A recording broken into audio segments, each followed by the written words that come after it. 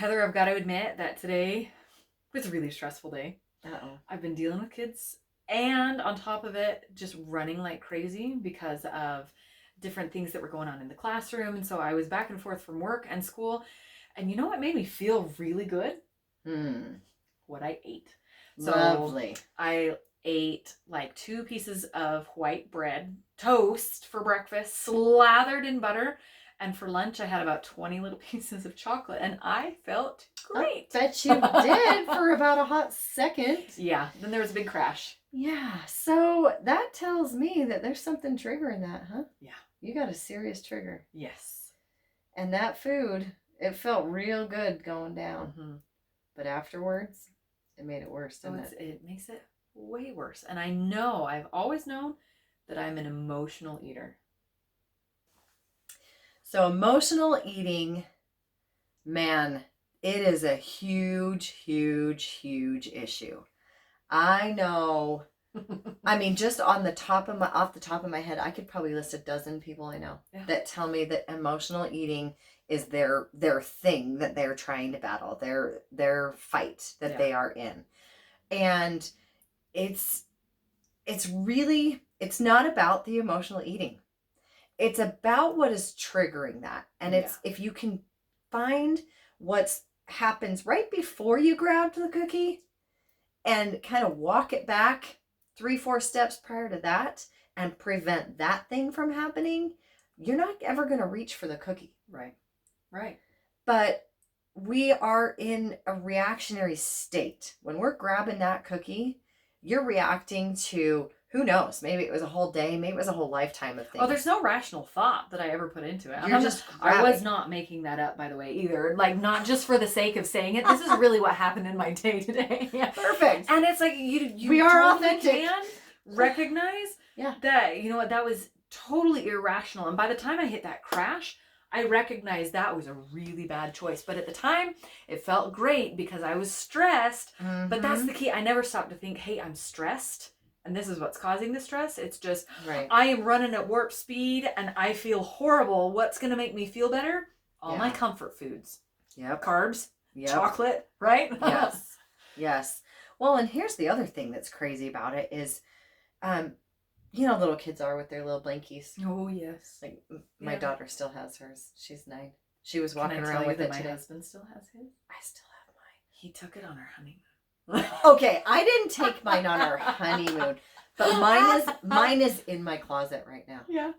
I can't get rid of it. No. It's my blankie. But anyway, so we have our blankies, right? Yeah. Well, that food becomes your blankie. And it is terrifying to think of facing anything without your blankie. Yeah. It's terrifying. And a lot of us, we're like, oh my gosh, what... if I can't have a cookie and I'm stressed out, or I can't have a Diet Coke because that's what I do when I'm stressed out. What do you do? How do I do it? How do I cope? And then you get more stressed. So then you eat more and it just, the cycle repeats. But then I feel guilty for only eating chocolate for lunch. So then you feel worse. And then I feel even more stressed. So then you eat more chocolate. So then I eat more chocolate. Perfect. It is a horrible, horrible, never-ending cycle. So how do you get out of it? There's the $1 million question, right? You got to walk it back. You got to walk it back and figure out what triggered it. For you, it was your stress with your kids and your craziness. And some of that is under your control and some just isn't. Right. But what is under your control is your mindset in the moment. And I'm going to challenge you to say it was your mindset when you got out of bed in the morning. Oh, absolutely. Yeah. If you get out of bed in the morning and you get yourself in the right mindset, you can handle those waves crashing on you and they go right over top of you. Well, yeah. And when I got out of bed this morning, what did I say to myself? Today is going to be a crazy day. And guess what? Guess what? And I made it worse because in my mind, I said it's already going to be a crazy day. So I'm already in fight or flight mode. Right. You've already set your intention for the day, haven't you? You got out of bed and said life is going to be crazy. Yeah. And you were right. What if you got out of bed and you said, I am going to have a calm, peaceful day. Life is going to happen and I am going to be prepared every step of the way. Yeah. I am prepared. I'm on top of things. Yeah. And if you knew what was coming and you knew, okay, I have this and this and this planned today. I need to be in 15 different places. I have a crazy schedule. Not I'm going to have a crazy day. I have a crazy schedule ahead of me. What can I do to set myself up for success so that when the speed bump in the road comes, you're not thrown completely out of whack? You just go, oh, that was a bummer. That was a lame thing to happen. Okay, well, we're on to the next one. Yeah, and we just roll with it. But if you're like barely hanging on and you hit a speed bump, man, you're getting bucked off that Bronco right out. Bye. Yep, there it goes. Bye. There it goes. And we have no control. And all of a sudden that puts us in a very reactionary state where everything and anything can influence us and impact us. Yeah. And I think, so talk to me a little bit about how I create systems and patterns so that when I am in that kind of a state, you know, we can say, hey, this is, you know, the mindset that I'm setting up for today. But we're not perfect, and there are going to be times when we slip back. No, life is crazy. Life is crazy for sure. How do I practice not responding with bad habits instead of? So give me some coping skills here. I was just going to say, I could have. You have to employ some new coping skills. Okay, you need to learn some new skills. You need to learn meditation, deep breathing, prayer, whatever you want to call it, that moment of peace when you sit and you breathe deeply and you calm down. Count to 10. It's got 1,000 different names, right? But it's always the same thing. Learning how to plan and set yourself up the night before so that the next morning you're not like 6 o'clock in the morning running around trying to figure out what needs to be done because you've laid it all out the night before. Yeah. You know, there's tools, there's strategies, there are all these things that you can do to start to create a more positive and calm environment for yourself so that when the crazy comes in, which it will, because life does. It always happens. Then you're ready for it and it doesn't hit you so hard. Because if it doesn't hit you, then you don't need that cookie. Right. You don't react. You don't get upset. You don't get upset. You don't get emotional needing the blankie. You're like, oh man, you know, I mean, think about little kids, right? Little kids, 2-3-year-olds, when they fall down and mom's like, oh, you're okay. They pop back up, right? And they're like, I'm okay. And they're good. But if mom goes, oh, you're going to break your leg. They start crying, right? They freak out. So you need to be the mom that's like, you're okay. When the speed bump comes, you look yourself in the mirror and you go, you're okay. Get your body back up, stand up, dust yourself off. You're fine. And if you're prepared mentally for that to happen, you can dust yourself off and stand back up again. But if you're barely hanging on from 6 a.m. on, by the time you hit that speed bump, you're like, I knew today was going to be awful. And now you're the toddler on the floor crying. Yes. Right? No, it's so true. And now you need your blankie to calm down. But if you set yourself up properly, the speed bumps don't knock you off. But that's scary. It's so scary. It's scary to go outside. And here's the other thing is, it's also scary to let down those walls, to let the world in. Absolutely. And I find that a lot of people that I talk to where they've struggled with their weight for a long time, they are flat out afraid to be smaller, skinnier, thinner, because they're used to this wall of protection around them. Yeah. And if I lose the weight, people can get to me. People can see who I really am. And it's scary. And it's just, they can't deal with it. Yeah. And so they unintentionally sabotage themselves and bring it right back because that wall is safe. That's crazy. I mean, it's not crazy. Well, I guess it is crazy, but don't all of us do that? Oh, yeah. I mean, it's we all have some kind of a wall. It's irrational, but yet we still do it because of how our brains think. And I think one of my big triggers is, I like donuts. Oh, I love donuts. And I love treating myself to a donut. And I don't want to get to a point where I say I don't like donuts because I take great pleasure in eating a donut. And so it's really interesting to walk myself through that process of saying, that's fine, you can have a donut. You can always want a donut, but it doesn't mean that you need half dozen just because your day isn't going well and you didn't stop for breakfast. Right. So I'm not a total and complete mess, believe it or not. I've actually, gone through and tried to set myself up for success and knowing and understanding. So I actually buy a little can of peanuts and I put it in my car. Perfect. Just in case, because I know I will have these emotional responses and I always turn to food. But if I have, and then I put just a little scoop in there. So I'm not eating like the entire can of peanuts because that would sabotage it too. Yeah. So I have just a little, it's like, it's not even a quarter cup. But it's one serving. Like, I was just going to say, that sounds like one serving, peanuts, which is perfect. So I can scoop out one serving of peanuts and I can eat because there's something about that habit. Isn't it the same? But what did you do? You found you swapped. You swapped what you were doing for a healthier habit that was similar. Yes. Right? Yeah. So I did the same thing. I love my evening beverage, right? 5 o'clock and I'm like, oh, it's 5 o'clock. But a while ago, I wanted to reduce my calorie intake. And there's a lot of calories in those adult beverages. Unfortunately. So I went and bought my sparkling water that's lemon and lime flavored. And I poured it in the same glass that I normally use. And I'll tell you what, those bubbles did the trick. And I was able to swap out a less healthy version for a more healthy version. And I didn't feel like I was giving up something. Right. I didn't have to let go of my blankie. Right. I still have my blankie. Right? What do you do when the kid loses a stuffed animal? You buy the identical stuffed animal and there's your blankie. Here you go. There's your baby. Right? So I bought myself a new stuffed animal and I just hold the other one. And it's okay. Yay for being okay. Because our problems, we get bigger. As humans, we get taller, we get older, but our problems, they're pretty much the same. I mean, we're all 3-year-olds trying to hold on to our blankies. Yeah. So if you can swap out the chocolate for some peanuts, or if you can, best case scenario is to not ever get yourself in that crazy emotional state. Right.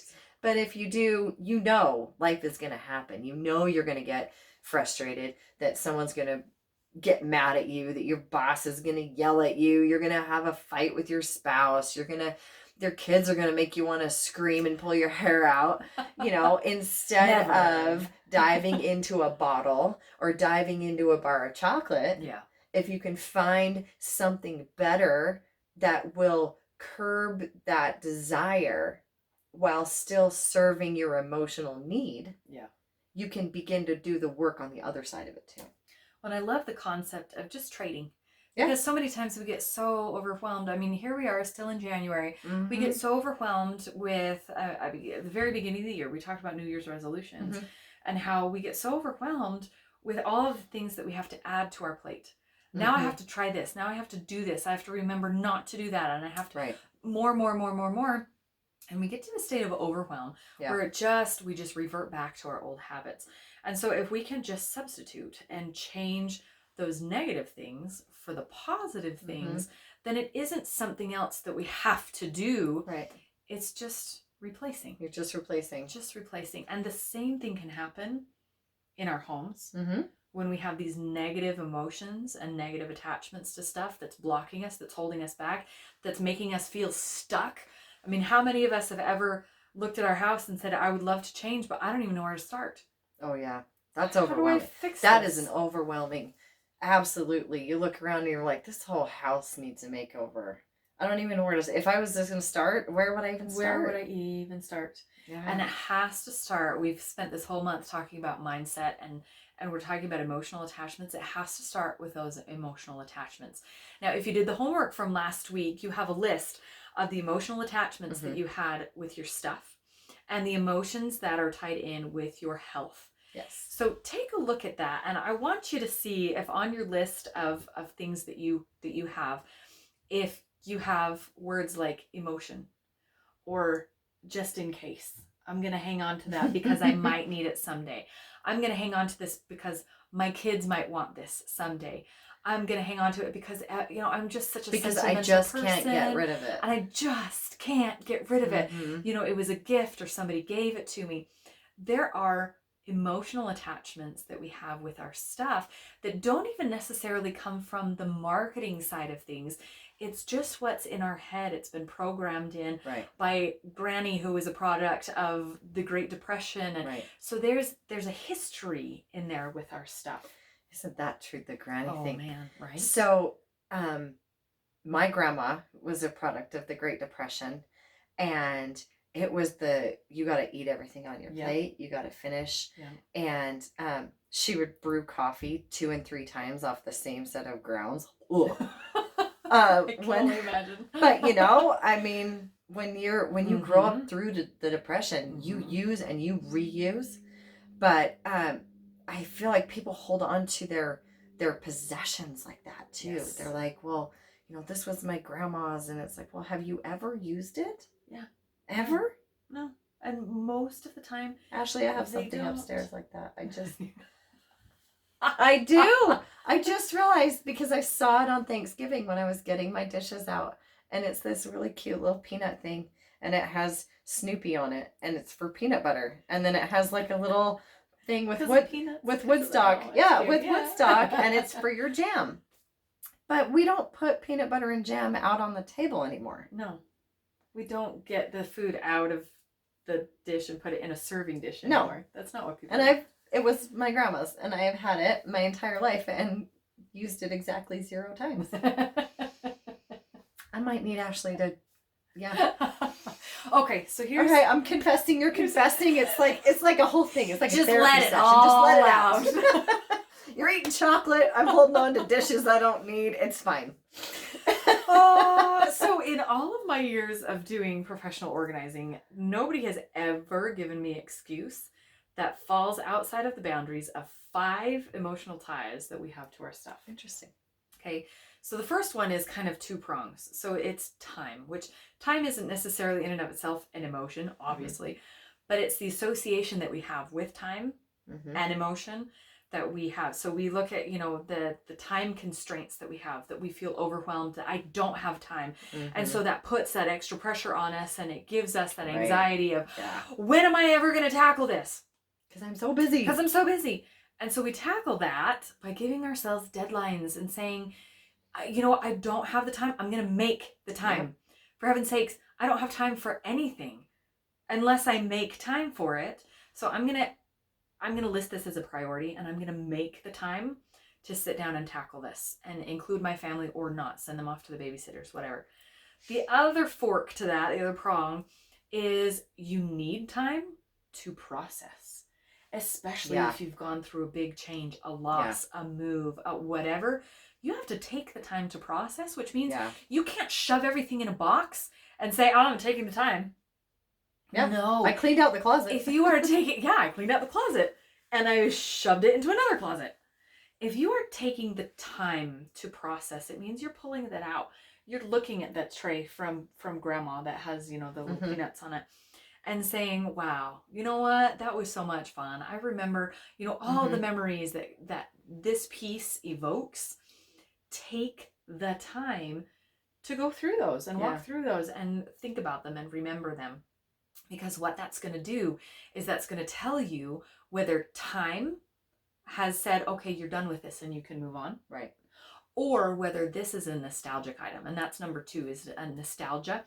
When we have those true treasures. Now, nostalgia can be fake. We want to find true nostalgia. So something that's truly nostalgic is going to do 2 things. It's going to make you happy. So it's not just going to be some random thought or memory. It's actually going to bring joy. Because nostalgia is a complex emotion, and it can bring sadness and anger even. It can bring yearning. It can bring longing. But it has to bring happiness if it's true nostalgia.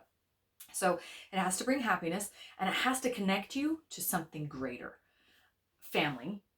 A team, a job that you loved, whatever it was, it has to connect you to something outside of yourself, something greater. And if it does those 2 things and can withstand the test of time, then it's a true treasure. Congratulations, keep it forever.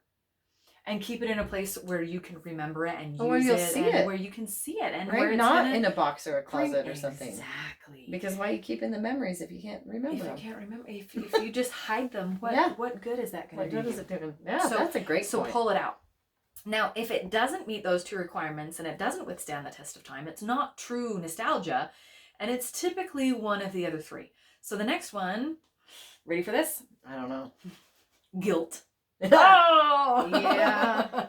We feel guilty both hanging on to it or getting rid of it.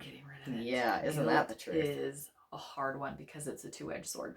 So guilt is one of those that it eats at us, and guilt can be caused from a lot of different reasons, but for whatever reason that you are feeling guilty, whether it's because somebody gave it to you and you don't want to get rid of the relationship, whether it was something that somebody took a lot of time to make, it was a really heartfelt effort. Like all your kids' little projects. Right. All their like piles and piles and piles of drawings, and the little potato heads that they had when they were 5. There are so many reasons why we would feel guilty either saving something or getting rid of it. Yeah. And so what we're going to do to combat that is to be grateful and show gratitude and say, hey, you know what? Thank you so much for thinking of me. Yeah. You know what? You made this for me. You took the time to invest in me, and you thought of me. You know what? Instead of keeping the thing, I'm going to get on the phone and say, hey, I'm thinking about you today because guess what I found? And I'm going to tell the story, and I'm going to say, thank you, thank you, thank you. I love you. I appreciate your friendship. And so instead of keeping the thing, we're going to reconnect with a person. But aren't you swapping? We're swapping. That's swapping, Isn't right? That all we're doing? Swapping a negative guilt for a positive. For a positive gratitude. Look at you. Amazing how it's amazing how these things are so similar. Right? So weird. It's like we planned it's like it was like meant to be.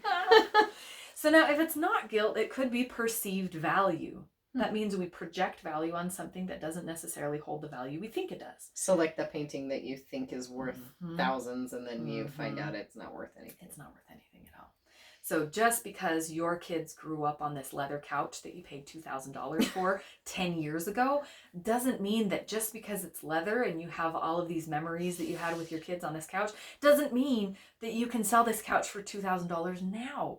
I mean, I had a client try to do that, and it's like, no, this is a perception of value.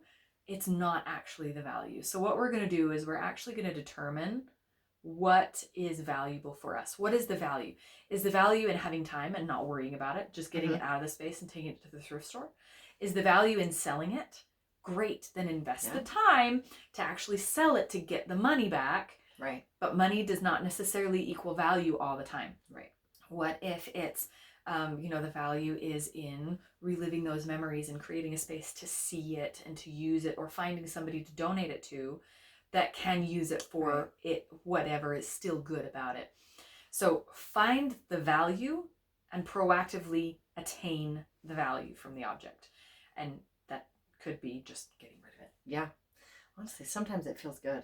Right? Like after you get rid of it, you're like, why in the world did I hang on to that for so long? Why did I even keep that? So many of my clients say, oh my gosh, I feel 10 years younger and 10 pounds lighter. Yeah. Like, you want a crash course in dieting? Yeah. Declutter. Clean out your closet and you'll feel like you're 10 pounds lighter. Yeah. And then clean up your emotions and you will be 10 pounds lighter. Yeah. Boom. And the last one that we want to pay attention to is the just in case. Yeah. Because that is actually a fear-based response. To say, I'm afraid that if I let go, something bad is going to happen. Right. If I get rid of it, I might not have it when I need it. If I get rid of half of my wardrobe and I gain weight, then what am I going to do? I don't have enough money to go replace everything in my wardrobe. And so there's this constant, it gives us anxiety. Yeah. Because we're constantly saying, what if, just in case. That's fear. Don't you think that you're setting yourself up for going back to that though? Yeah. Because if you're always like, oh, this might happen, what are you focusing on? That might happen. But if you're dead set that you just lost 20 pounds and you look good and you feel good, I'm not going back. Yeah. And you know what? I'm so dead set I'm not going back. I'm going to get rid of those pants. I'm going to get rid of that outfit because there is no way that you're getting me to go back to that. Mm-hmm. That's a recommitment to yourself. Absolutely. To have done the work that you've already done to stay with it. Yeah. That's crazy. So focus on those and then pay attention to how those emotions might layer up. So going back to the closet, okay, I lost 20 pounds. I don't want to get back in those pants, but I paid a lot of money for those pants. Mm-hmm. And that was a lot of money that I didn't necessarily have to spend. And so I feel guilty getting Right. rid of them because they're still good, Right. because I spent money on them, and I feel bad for spending money on new pants. And what if I do gain the weight back? So I'm going to keep it just in case. But you see how they layer? Yeah. Upon layer, upon layer. But if we can identify that these are all of the things that we are saying, then we can tackle things one at a time, one emotion at a time, and set ourselves up for success and replace those negative emotions with the positive ones. So this is a big subject. This is a big subject. And this is a little longer segment than we've done because it's such a huge, I mean, we could talk about this literally for days. For days. But I think what we can really boil this down to is a couple of things. Figuring out the root. What is the root cause of the emotion you're feeling? Is it that you're hanging on to something just in case? Or is it because you're afraid for people to see who's really inside? Or is, what's the catalyst that's creating this emotional roller coaster that's causing you to shove food down your face or to go shopping or whatever it is that fixes that temporarily? So that's the first thing. And then I think second of all, we need to start working on facing your own individual thoughts one at a time. Yeah. And really just swapping it out, swapping good for bad, healthy for unhealthy, whether it's a thought or it's a habit or whatever it is. If you can swap and begin to gradually pull yourself out of that space, you can start to move into a healthier mind space. Absolutely. So you already have your list from last week. Yeah. If you haven't made your list, go make it now, because this is what we want you to do. With that list of the emotional attachments that you have with your home and with your health, we want you to start swapping. So even if you just take one on that list to identify, this is a negative emotion that I don't want anymore in my home, or this is a negative emotion I don't want anymore in my body, then find a replacement switch with something positive and something healthy. Say, hey, you know what? I don't want to spend the money at the store anymore, but it feels good. It's that emotional high to go to the store and find a good deal. So you know what? I'm going to go to the store and find a good deal. But instead of bringing it home to clutter up my house, I'm going to stop at the homeless shelter on my way home and donate everything that I just bought. So get really creative with the positive side of the negative that you see right now. And if you need help, that's what we're here for. Absolutely. So if you're stuck, send us a message. Obviously, this is a private thing, a lot of this stuff. So we would love to get a direct message or an email or something from you saying, hey, here's my thing. I figured out that I really like these shoes because I wore them to prom and whatever. What do I do? What do I do? I really like chocolate and I can't stop eating. It's just, I just have to have, or I have to have my daily Coke. I just have to have it, but I know it's not good for me. So if you need some help with that, send us a message. We'd love to give you some ideas on some more positive, more healthful ways that you can swap things out and begin to create that momentum of creating a more positive mind space for yourself. Absolutely. So you can send us a message, or you can find us on Facebook if that's an easier method for you. So find us at HomeBod Podcast on Facebook. That's HOMBOD Podcast on Facebook. Otherwise, just shoot us a message here, and if it's sent to us privately, we will keep it private. We will. If you post it on the feed here, we're going to answer it publicly. Yeah. And that's fine too, because you know what? If you have the problem, I guarantee somebody else is going to have it. So you can benefit them as well. So make sure that you communicate with us. Let us know. We would love to answer your questions because it is such a deep subject. Yes. And we've covered it so briefly right now. So briefly. So let us know where you're struggling, but take that list of those emotional attachments that you have and start swapping it for something that you actually want and something that is a positive replacement for where you want to be. Yes. All right. Okay, then deep breath. We can tackle today. Mm-hmm. We got this. You got this. We'll see you next Grab week. your blankie. Hold your blankie. We all have a blankie. And we'll see you next week.